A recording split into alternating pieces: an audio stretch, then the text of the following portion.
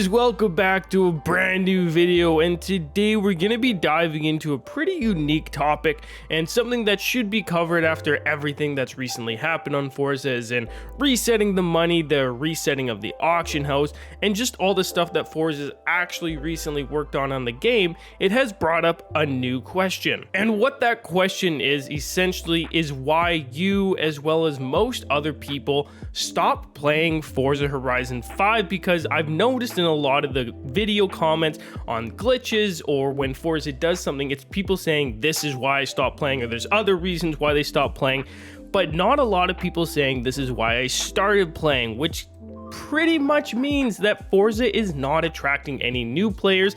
In fact, they're losing them at a rapid pace, and it is for a few reasons. Likely some of them are ones that you've seen yourself or started to notice, things that bug you about the game that you wish they would fix, but obviously never will. All these things are stuff we're going to talk about today, but before we do that, we do have a sponsor for today's video, which if you don't want to hear, just skip about 30 seconds past this point. But anyways, boys, if that's not for you, no worries. We are going to go ahead and dive into the main topics of today's video. And topic number one I'm going to cover is the Hot Wheels DLC, as it kind of felt incomplete. Forza with Horizon 4 at this point in launch had two DLCs on the game. One of them was completely unique, which was Fortune Island. It wasn't a paid promotion by an outside company like Hot Wheels, although they did have the Hot Wheels expansion. They still had a completely unique loadout or map, which was Fortune Island, and people loved it. However, with Horizon 5, that isn't something that we've seen yet. We haven't seen a unique DLC. Not only that, they haven't even begun mentioning the next DLC. They kind of gave us this incomplete map, which is the Hot Wheels one, with honestly, it's not that open. You can't even do what you want unless you play on the map for many hours, which sucks. They just gave it to us, shelled it out, and then kind of forgot about it, which is very unfortunate, as if you're like me, you bought this game with the VIP pass so that you would get your hands on every DLC when it came out, but by the time most of those DLCs are coming out, you're not going to be interested in playing the game. Now, this could change. DLCs can be announced tomorrow or the next day, but all I'm saying is at this current point, it is a little sad that Forza gave us an incomplete game and then has pretty much refused to build onto this game since they released it. It has been well over a year at this point. Let me know what your thoughts are down below, what kind of DLC you would want to see, but this is just the first thing out of our video today. Now, the next reason this initially was drawing me away from playing as much as I was in the beginning, it isn't as big of a problem now, and lots of people that started playing after release didn't even realize this, but it also is a hot take. Some of you may not agree with me. I know when I say this in videos, people say, well, just do the races.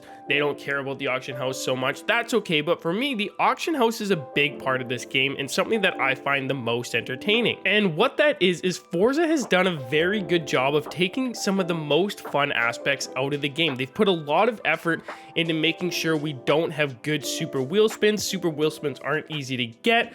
Like back in the day, you used to be able to get the Toyota 2022 or 2020 Supra right here. You could get them as many as you wanted. You could even get the Willys Jeep, and it was guaranteed one super wheel spin. I don't even know if I have a Willys. I think I sold my only Willys Jeep, but it was a guaranteed super wheel spin every single time for 5 skill points, which was great because it encouraged you to grind out different aspects of the game to get those skill points, so that you could spend them and have fun and have a bit of money. Everyone enjoys opening super wheel spins. However, now it is very hard to get super wheel spins. It's about 100 skill points to get a guaranteed super wheel spin every single time. It is hard to get 100 skill points, so obviously nobody uses that, as well as they nerfed super wheel spins. You pretty much get nothing out of them. I'm a VIP.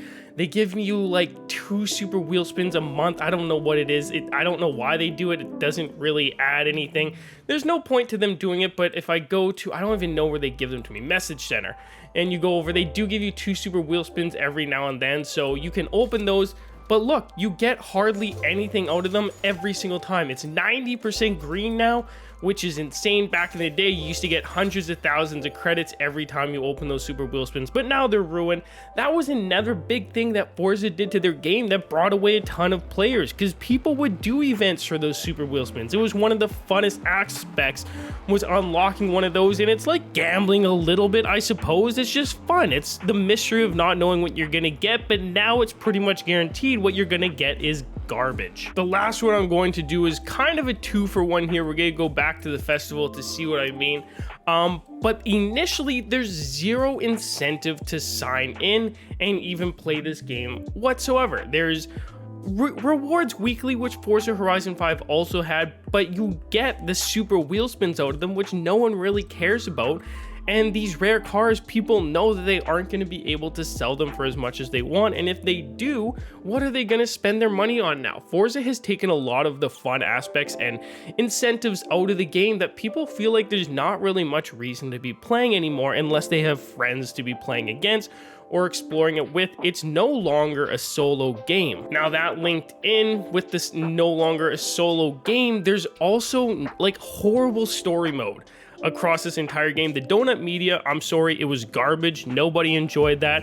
When they added the drifting story, again, also garbage. It was nothing like the Formula Drift one in Horizon 4 that everybody loved so much. I think you could complete it in not even a couple of hours, and then all the other stories in this game don't involve good racing or anything cool like they did in Horizon 4 or Horizon 3. Instead, it's just weird challenges. It feels like the game was designed for 2 to 5-year-olds without any attention span, without realizing where the majority of their audience lands. Forza obviously is catching a ton of flack. People are calling it a flop of a game. They're not looking after it, and chances are something big is going to have to change if they want to retain any amount of player base. I'm disappointed in the game. Let me know down below if you guys are having fun on it, how long you've been playing, if there's anything you wish they would add, what you're tired of seeing in the game. But that's going to be all my complaining for this video, and I feel like lots of the points I brought up covered at least every aspect of the player base. But as always, if you boys did make it all the way through to the end of the video, let me know with a comment down below. I'm sorry it turned into just a bit of a rant, but I make content on this game, so I like to see there be new content added into the game to make my job a little easier, but also keep me enjoying the game when I am playing it so much. Anyways, boys, we will be back with a brand new video in a couple days. So as always, I'm out. Peace.